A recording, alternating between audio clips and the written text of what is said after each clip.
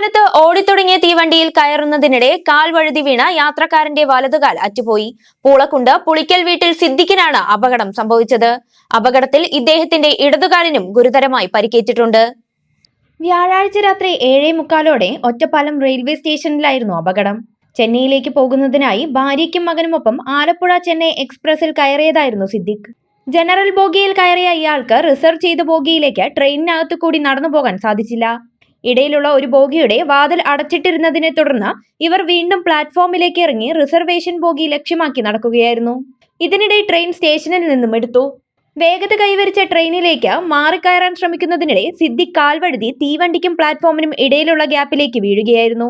തുടർന്ന് ചക്രങ്ങൾക്കിടയിൽപ്പെട്ടാണ് വലതുകാൽ മുട്ടിനു താഴെ വെച്ച് അറ്റുപോയത്. അപകടത്തെ തുടർന്ന് പ്ലാറ്റ്ഫോമിലുണ്ടായിരുന്ന റെയിൽവേ ജീവനക്കാരും യാത്രക്കാരും ചേർന്ന് ഉടൻ തന്നെ സിദ്ദിഖിനെ രക്ഷപ്പെടുത്തി.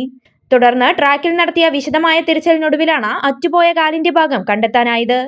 ഉടനടി ഇദ്ദേഹത്തെ കണ്ണിയമ്പുറത്തെ സ്വകാര്യ ആശുപത്രിയിൽ എത്തിച്ചെങ്കിലും പരിക്ക് ഗുരുതരമായതിനാൽ വിദഗ്ധ ചികിത്സയ്ക്കായി പിന്നീട് കോയമ്പത്തൂരിലെ സ്വകാര്യ ആശുപത്രിയിലേക്ക് മാറ്റി.